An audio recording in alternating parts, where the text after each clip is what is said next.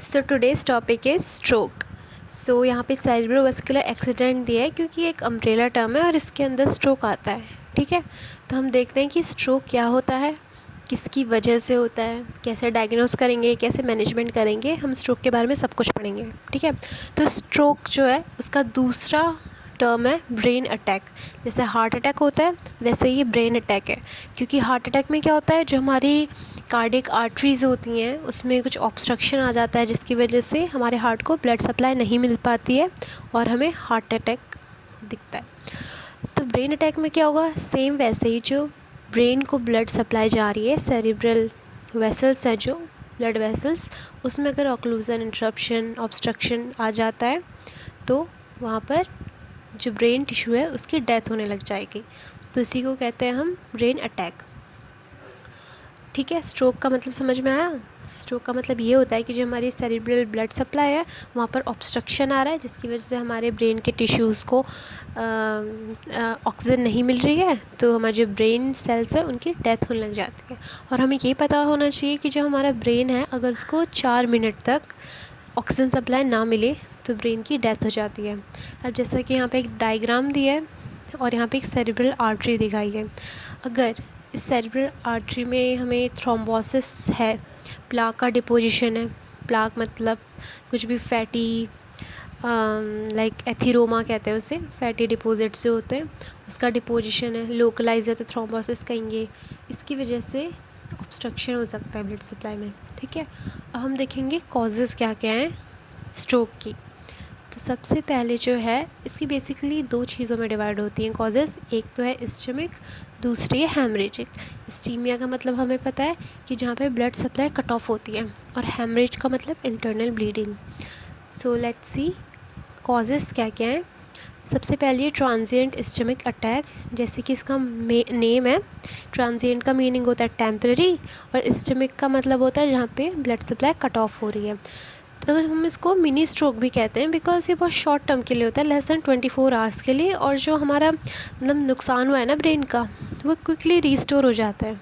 ठीक है, oxygen supply वगैरह सब क्विकली रीस्टोर हो जाती है, इसलिए इसको कहते हैं हम ट्रांजिएंट इस्चेमिक अटैक। उसके बाद आता है सेरिब्रल थ्रोम्बोसिस। अब जैसे कि मुझे पता है जो थ्रोम्बोसिस होता है वो लोकलाइज होता है, एथीरोमा हो सकता है मतलब फैट डिपॉजिट, या ब्लड क्लॉट हो सकता है, कुछ भी अगर वो लोकलाइज्ड है और ऑब्स्ट्रक्शन कॉज कर रहा है तो हम इसको सेरिब्रल थ्रोम्बोसिस कहेंगे। अब जो सेरिब्रल थ्रोम्बोसिस है वो किस किस कंडीशन में हो सकता है, किन किन पेशेंट्स को। पॉलीसाइथीमिया जिसमें आरबीसी का नंबर इंक्रीज़ हो जाता है, या फिर मल्टीपल माइलोमा हो सकता है उस पेशेंट को जो कि फर्दर सेरिब्रल थ्रोम्बोसिस को लीड करेगा। मल्टीपल माइलोमा में क्या होता है, जो प्लाज्मा सेल होती है ना वो कैंसरस हो जाती है। ठीक है, या फिर सिकल सेल एनीमिया हो सकता है उस पेशेंट को। सिकल सेल एनीमिया में क्या होता है, जो हमारी अमीनो एसिड की चेन होती है उसकी 6th पोजीशन पे क्या होता है, ग्लूटामिक एसिड होता है, पर वो सब्सिट्यूट हो जाता है किससे, वेलिन से, जिसकी वजह से जो आरबीसी होती है वो अपने नॉर्मल शेप में नहीं हो पाती है, सिकल सेल शेप्ड हो जाती है। ठीक है, या फिर प्रोटीन सी या प्रोटीन एस डेफिशिएंसी हो सकती है उस पेशेंट को, जो कि कोगुलोपैथी डिसऑर्डर्स हैं। फिर हम देखेंगे तीसरा क्या इटियोलॉजी है स्ट्रोक की, वो है सेरेब्रल एम्बोलिज्म। अब थ्रोम्बोसिस और एम्बोलिज्म में हमें डिफरेंस पता होना चाहिए। जो थ्रोम्बोसिस होता है मैंने पहले भी बताया वो लोकलाइज होता है, एक ही जगह पे रहेगा, पर जो एम्बोलिज्म होता है ब्लड सप्लाई के साथ फ्लोट करता रहता है पूरी बॉडी में। ठीक है, लोकलाइज नहीं होता है।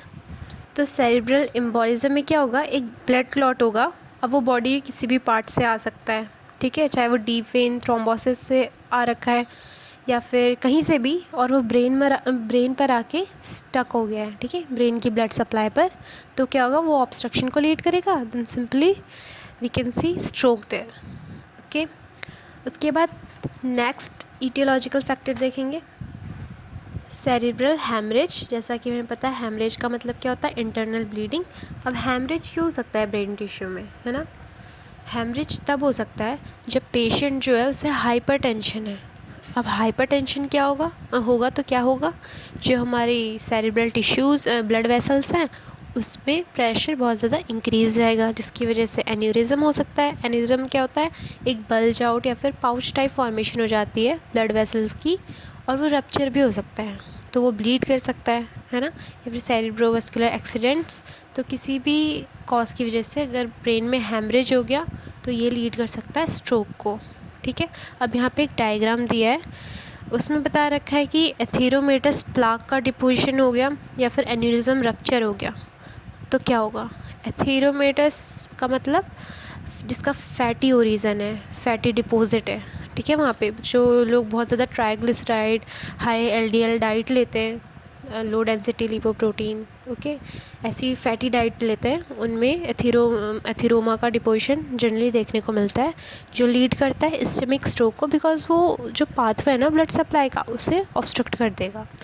और अगर एन्यूरिज्म रप्चर हो गया तो क्या होगा, हैमरेज हो जाएगा। तो ये दोनों चीज़ें लीड करती हैं मेनली स्ट्रोक को। अब हम देखेंगे what are the risk factors of stroke. तो एक रीज़न हो सकता है हाइपरटेंशन, जैसा कि हमें पता है अगर हाइपरटेंशन हो गया तो हेमरेजिक स्ट्रोक होने के बहुत ज़्यादा चांसेस है, क्योंकि एन्यूरिज्म की फॉर्मेशन हो सकती है और रप्चर हो सकता है।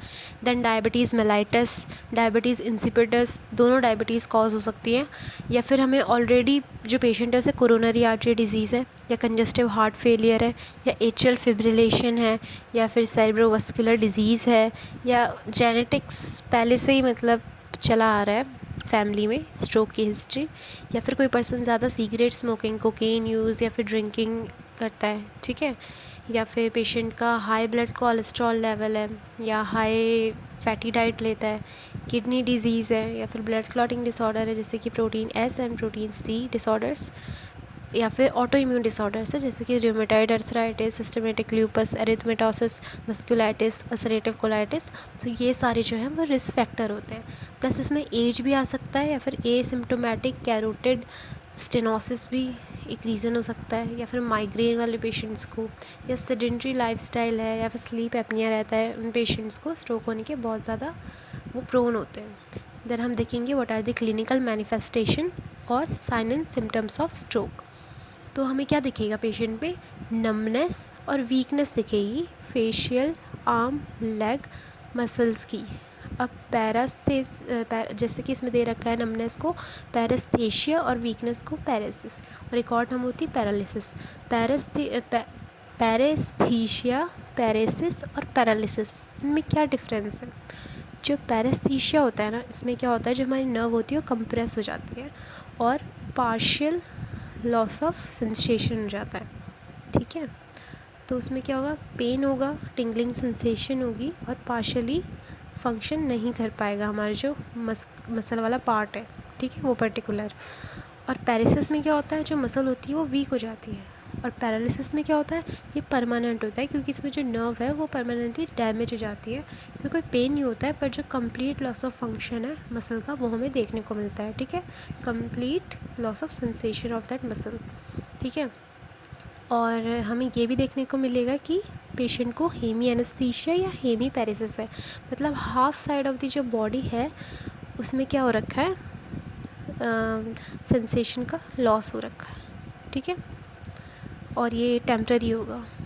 उसके बाद है वीकनेस देखने को मिलेगी हमें ऑन द फेस और causing the mouth to droop. फिर है सडन सीवियर हेडेक देखने को मिलेगा हमें पेशेंट पे, कन्फ्यूज़न, लॉस ऑफ मेमोरी और चेंज इन मेंटल स्टेटस।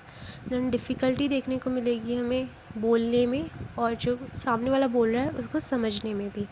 अब जो डिफ़िकल्टी हम फेस करते हैं बोलते वक्त उसे कहते हैं एक्सप्रेसिव एफेसिया, और जो डिफ़िकल्टी जो पेशेंट है वो फेस करता है जब वो किसी बात को समझ रहा होता है, दूसरे की स्पीच को, उसको कहते हैं रिसेप्टिव एफेसिया। फिर हमें इसमें विजुअल फील्ड कट डिफॉर्मिटी भी देखने को मिलेंगी। इसमें क्या होता है, जो हमारा विज़न होता है वो क्लियर नहीं होता है। ठीक है, लॉस ऑफ विज़न हो सकता है। डायप्लोपिया, डायप्लोपिया में किसे कहते हैं, डबल विज़न को कहते हैं, मतलब एक चीज़ दो दिखती हैं। ठीक है, और हमें क्या देखने को मिलेगा स्ट्रोक के पेशेंट में, डिसआर्थरिया। डिसआर्थरिया होता है जब पेशेंट अच्छे से बोल नहीं पाता है, उसकी स्लर्ड स्पीच होती है। देन डिस्फेजिया, ये तो सबको पता होगा, डिफ़िकल्टी इन स्वेलोइंग। देन हमें देखने को मिलता है गेट एटेक्सिया, जिसको डिस्पेरेक्सिया भी कहते हैं, जिसमें क्या होता है वॉकिंग करने में डिफ़िकल्टी होती है, पेशेंट बैलेंस नहीं बना पाता है चलते टाइम। देन हमें पेशेंट में डिजीनेस देखने को मिलेगी, लॉस ऑफ बैलेंस और कोऑर्डिनेशन।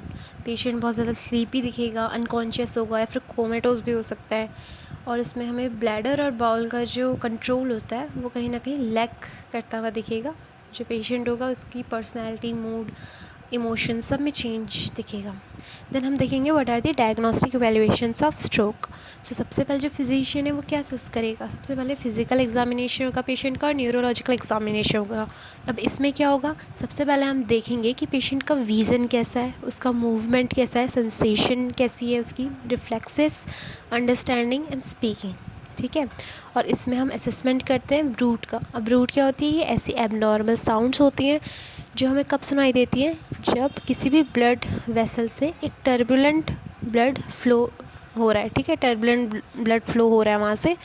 मतलब एक तो नॉर्मल ब्लड फ्लो सप्लाई होती है, ठीक है, ब्लड आराम से फ्लो करता है, पर कहीं पर एन्यूरिज्म है या फिर कोई स्टेनोसिस है, ऐसा ऑब्स्ट्रक्शन है जहाँ से ब्लड सप्लाई अच्छे से नहीं हो पा रही है, ठीक है, तो एक पर्टिकुलर साउंड प्रोड्यूस होती है जिसको हम ऑस्कल्टेट करते हैं स्टेथोस्कोप से। तो फिर उसमें हमें ब्रूट साउंड सुनाई दे सकती है, ये बता सकता है कि हाँ उस बंदे को स्ट्रोक है। और हम चेक कैसे करेंगे, जो हमारी नेक पे कैरोटिड आर्टरी होती है वहाँ से ऑस्कल्टेट करके, ठीक है। देन हम कर सकते हैं सीटी या फिर कंप्यूटराइज टोमोग्राफी, ठीक है। इसमें हमें क्या दिख सकता है, ब्रेन में कुछ मासेस हैं या फिर कुछ ऐसा तो नहीं है कि जो स्ट्रोक के सिम्टम्स को मिमिक कर रहा है पर एक्चुअली स्ट्रोक है नहीं, ठीक है। देन हम सीटी कर सकते हैं विद एंजियोग्राफी। इसमें हम क्या करेंगे, सीटी तो करेंगे ही, साथ में जो ब्लड वेसल है उनका प्रॉपर विजुअलाइजेशन करेंगे। अब हम एंजियोग्राफी करते कैसे हैं, हमारी जो मतलब पेशेंट की वेन होगी उसमें हम क्या करेंगे, एक डाई को इंसर्ट करेंगे, ठीक है। अब वो वेन हमारी आर्म की भी हो सकती है, हम मोस्टली हम आर्म की वेन से करते हैं, ठीक है। और हम डाई को इंसर्ट कर देंगे। देन हम सीटी करके मॉनिटर करते रहेंगे कि कहाँ पर ऑब्स्ट्रक्शन है, स्टेनोसिस वगैरह सब देखेंगे, ठीक है। देन कन्वेंशनल एंजियोग्राम में हम क्या करते हैं, ये एक तरह से सीटी एंजियोग्राफी की तरह है, पर इसमें क्या यूज़ करते हैं, हम एक्सरेज का यूज़ करते हैं। और दूसरा ये कि इसमें हम क्या करते हैं, वेन में इंजेक्ट नहीं करते हैं डाई को डायरेक्टली, इसमें हम एक कैथेटर को इंसर्ट करते हैं, ठीक है। अब वो कैथेटर को हम कहाँ से इंसर्ट कर सकते हैं, या तो ग्रोइन की आर्टरी से या फिर हमारी आर्म की आर्टरी से, और उस कैथेटर को हम ऊपर ब्रेन की तरफ को भेजते जाएंगे और देन हम डाई को इंसर्ट करेंगे और हम एक्सरे पर विजुअलाइज करेंगे, ठीक है। देन हम कैरोटिड डॉपलर अल्ट्रासाउंड भी कर सकते हैं। अब डॉपलर अल्ट्रासाउंड में हमें क्या पता चलेगा, एक तो ये नॉन इन्वेजिव टेस्ट होता है और साउंड वेव्स को यूज़ करता है, इसमें हमें स्टेनोसिस या फिर डिक्रीज ब्लड फ्लो पता चल जाएगा। देन हम हार्ट टेस्ट कर सकते हैं, ठीक है, नॉर्मल बीपी मॉनिटरिंग या फिर हॉल्टर मॉनिटरिंग। देन हम लेबोरेटरी टेस्ट परफॉर्म कर सकते हैं, ओके। सो लेबोरेटरी टेस्ट में हम क्या क्या कर सकते हैं, सीबीसी, एसजीएल, एलडीएल का लेवल, ट्राइग्लिसराइड्स का लेवल, या फिर प्रोथ्रोम्बिन टाइम या पार्शियल थ्रोम्बोप्लास्टिन टाइम, ये सब देख सकते हैं। अब हम देखेंगे कि जो पेशेंट्स होते हैं जिन्हें स्ट्रोक होता है उसका हम मैनेजमेंट कैसे करेंगे। तो जनरली हमें एमरजेंसी में पेशेंट देखने को मिलते हैं स्ट्रोक के केसेस में, क्योंकि जैसे ही रोड ट्रैफिक एक्सीडेंट होता है तो बहुत ज़्यादा चांसेस है कि ब्रेन इंजरी हो और स्ट्रोक हो। तो ऐसे पेशेंट्स में हम क्या करेंगे, हमारा मेन एम ये होगा कि जो आईसीपी है, इंट्राक्रेनियल प्रेशर, उसे कंट्रोल करना। इसके लिए हम इंट्रावेनस यूरिया का यूज़ कर सकते हैं, मैनिटॉल जो कि सेरेब्रल एडिमा को डिक्रीज़ करता है उसका यूज़ कर सकते हैं। और हमें उनको हाइपर वेंटिलेट कर देना है पेशेंट को, क्योंकि वहाँ पे सेरेब्रल स्टीमिया देखने को मिलेगा और ब्रेन डेड भी हो सकता है। और हम कॉर्टिकोस्टेरॉइड्स दे सकते हैं पेशेंट को।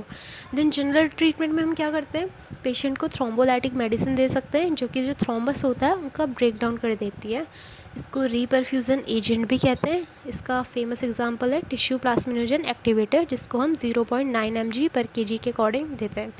और इसकी डोज जो है वो काफ़ी एडजस्टेड होती है और मतलब काफ़ी कॉशन रख के हमें इसे देना है। देन है एंटीकोगुलेंट मेडिकेशन।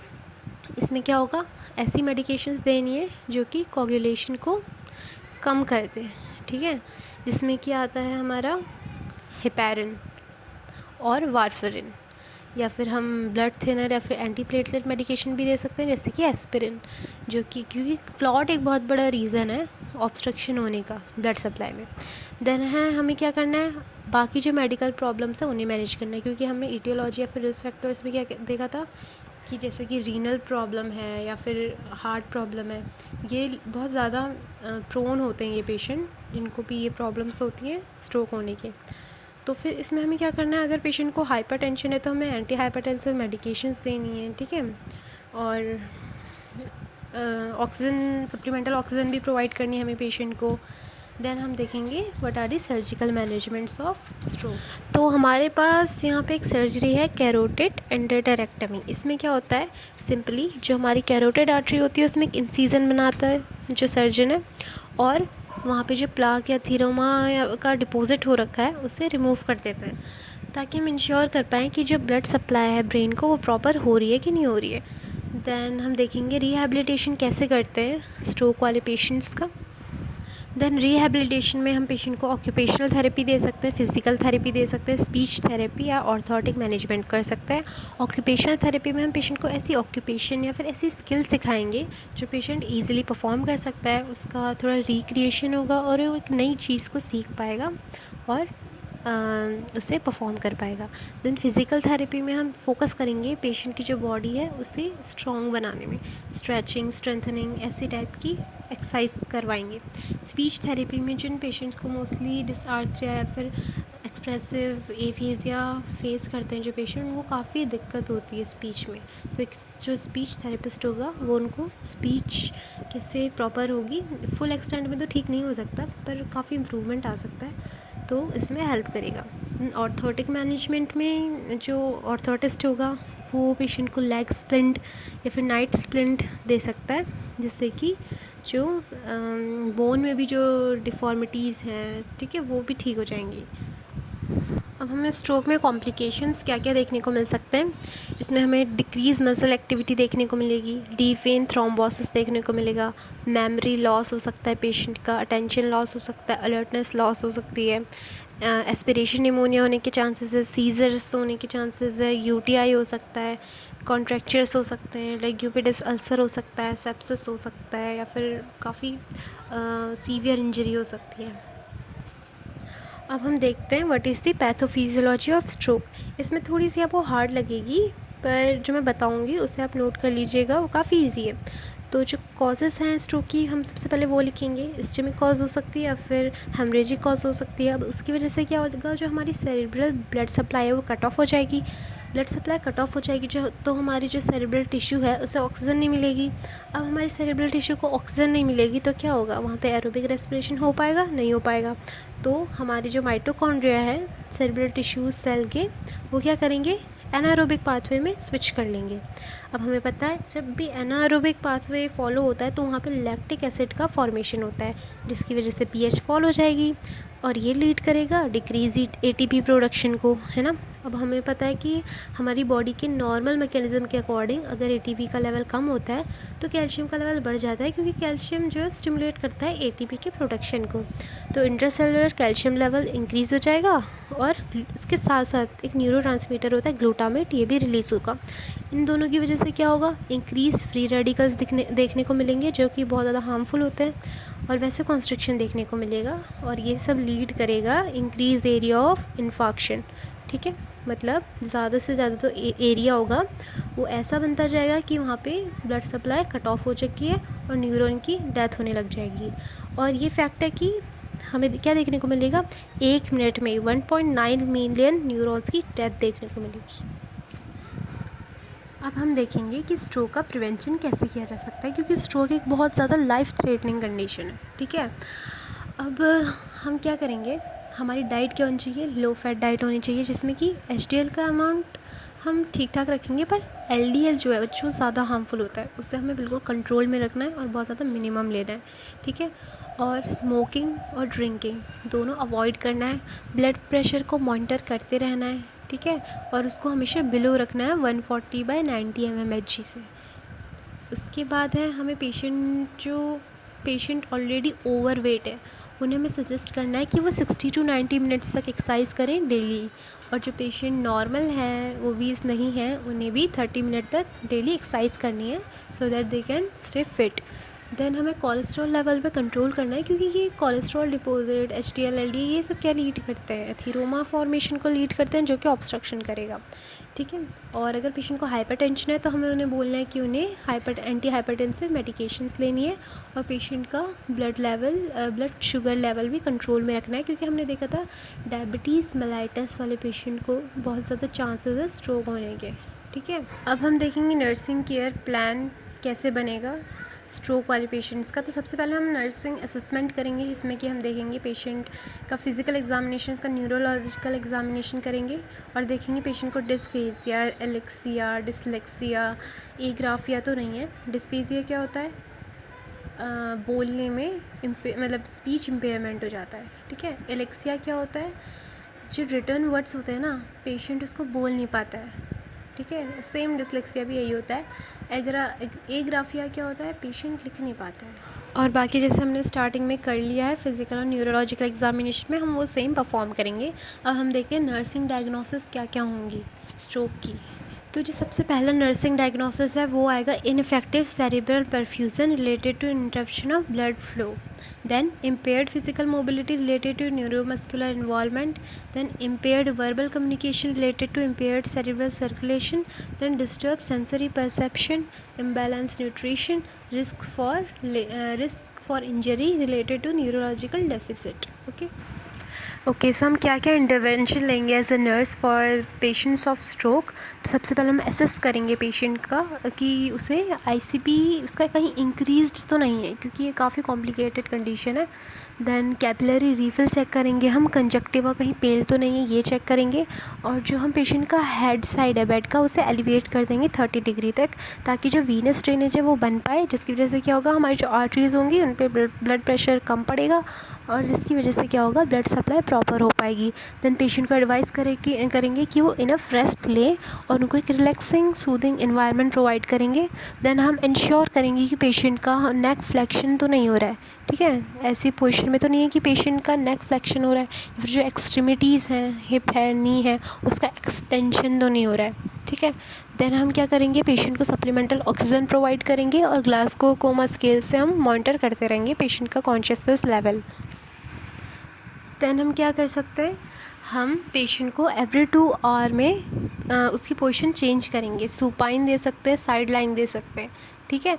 क्योंकि जो पेशेंट होगा वो काफ़ी टाइम तक बेड पर से स्टे करना है, तो उसको डाइक्यूबिटिस अल्सर या फिर सोर्स होने के बेड सोर्स होने के काफ़ी ज़्यादा चांसेस हैं। तो हम पेशेंट की पोजीशन को चेंज करते रहेंगे और normal range of motion exercise भी हम उन्हें करा सकते हैं। हैंड रूल्स प्रोवाइड कर सकते हैं, उन्हें इमोशनल सपोर्ट दे सकते हैं। और अगर पेशेंट को फ्लैसिड पैरालिसिस हो रहा है, जिसमें कि क्या होता है, हाथ पैर जो होते हैं वो एकदम लूज़ हो जाते हैं, उस कंडीशन में हम उनको फुट बोर्ड प्रोवाइड कर सकते हैं। फुट बोर्ड की पिक आप गूगल पे सर्च करके देख लेना एक बार, आपको वो काफ़ी ईजिली समझ में आ जाएगा कि ये क्या चीज़ है। और हम क्या कर सकते हैं, पेशेंट को सेफ्टी मेजर्स दे सकते हैं ताकि फ़र्दर इंजरी ना हो। रेंज ऑफ मोशन एक्सरसाइज करवा सकते हैं और हम उनको अल्टरनेटिव मेथड ऑफ कम्युनिकेशन सिखा सकते हैं, क्योंकि जिन पेशेंट को डिसआर्थरिया होता है या रिसेप्टिव एफेजिया होता है, एक्सप्रेसिव एफेजिया होता है, उनको काफ़ी ज़्यादा दिक्कत होती है अपनी बातें सामने रखने में, कम्युनिकेट करने में, और हमें भी प्रॉब्लम होती है उनके साथ कम्युनिकेट करने में। तो हम उनको अल्टरनेटिव मेथड सिखा सकते हैं, ठीक है। So that's all for today. I hope you understood the topic. Okay, bye.